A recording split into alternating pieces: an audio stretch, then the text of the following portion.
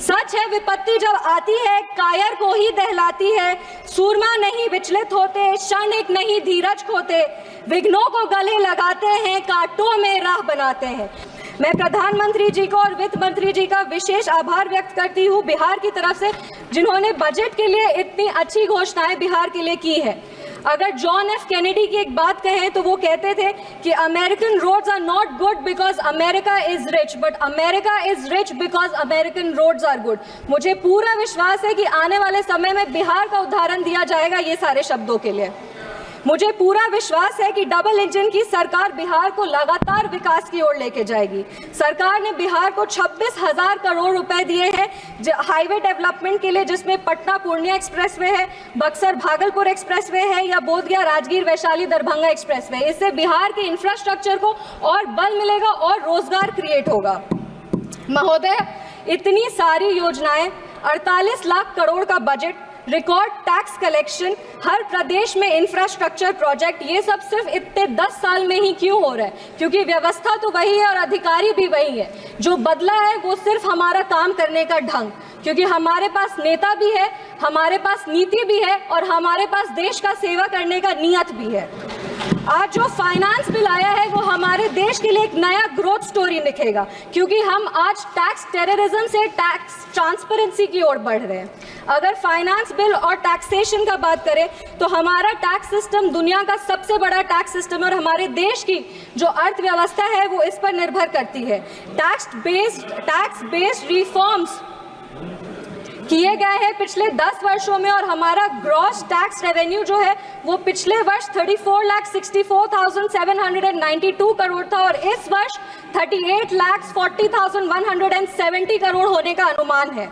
विपक्ष वाले लोग हमेशा आरोप लगाते हैं कि केंद्र सरकार उनकी सहायता नहीं करती, तो उनको बता दें कि इस 48 लाख करोड़ में से 30% जो कि 12,47,211 करोड़ है वो राज्यों को दिए जाएंगे।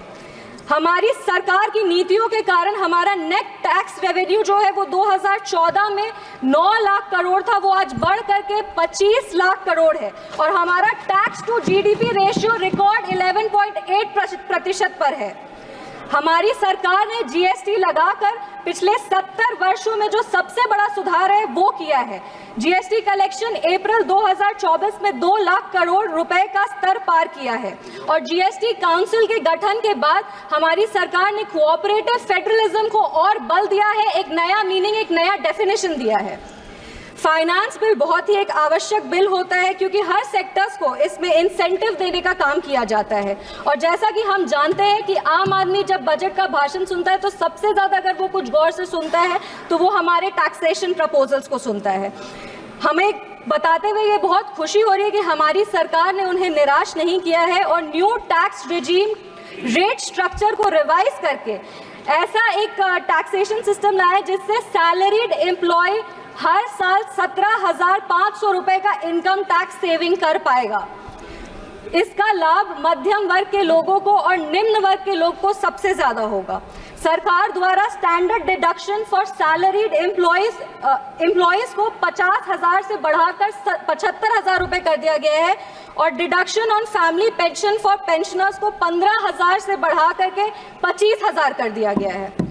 इन प्रावधानों से मिडिल क्लास को लाभ होगा, कंजम्पशन बढ़ेगा, इकोनॉमिक ग्रोथ को एक पुश मिलेगा और हमारा जो 5 ट्रिलियन इकोनॉमी बनाने का सपना है उसको पूरा किया जाएगा।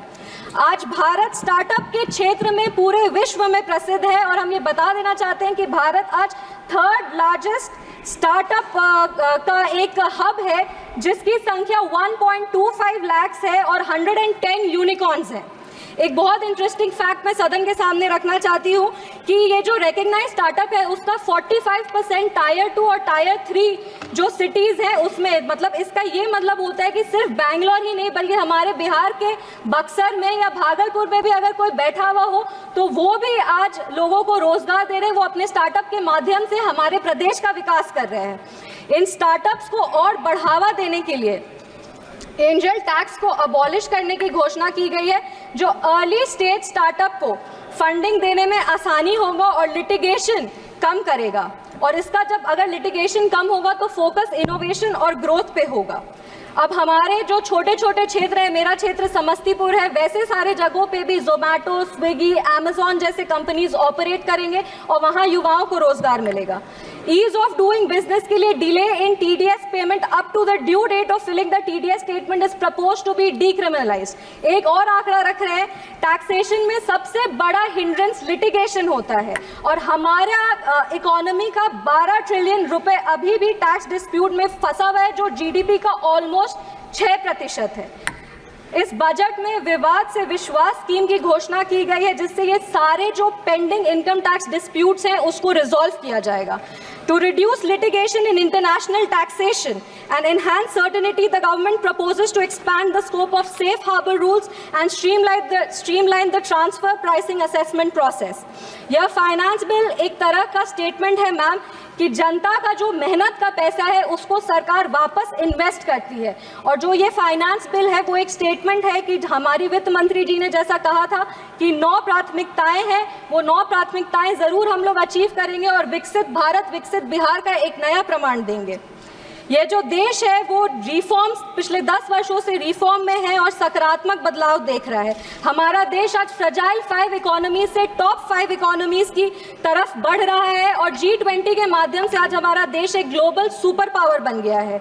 हमने अपने देश के नागरिकों के सपनों को पूरा होते हुए देखा है मैम, वो चंद्रयान का सफलतापूर्वक लैंडिंग हो, धारा 370 हो या हमारे प्रभु श्री राम की प्राण प्रतिष्ठा हो।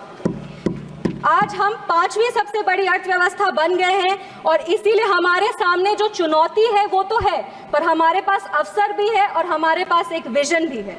अपने वाणी को हम विराम देने के पहले धन्यवाद देंगे हमारे माननीय मुख्यमंत्री श्री नीतीश कुमार जी को और हमारे पार्टी के राष्ट्रीय अध्यक्ष श्री चिराग पासवान जी का, जिनकी लगातार मेहनत की वजह से हमारे 1 मिनट मैम, 1 मिनट, सबसे युवा सांसद है 2 मिनट, जिनके लगातार प्रयासों के वजह से आज हमारे प्रधानमंत्री जी का जो सपना है उसको बिहार में धरातल पर हम लोग इम्प्लीमेंट कर पा रहे हैं। विपक्ष के लोग हमेशा हमें कहते रहते हैं, हमारी नीयत को खोजते हैं, हमारी नीति को खोजते हैं, हमेशा हमें कोसते रहते हैं। तो हम राजधारी सिंह दिनकर जी की धरती से आते हैं, 2 पंक्ति बस पढ़ेंगे इनके लिए। सच है विपत्ति जब आती है कायर को ही दहलाती है, सूरमा नहीं विचलित होते, क्षणिक नहीं धीरज खोते, विघ्नों को गले लगाते हैं, कांटों में राह बनाते हैं। जय हिंद, जय बिहार, जय समस्तीपुर।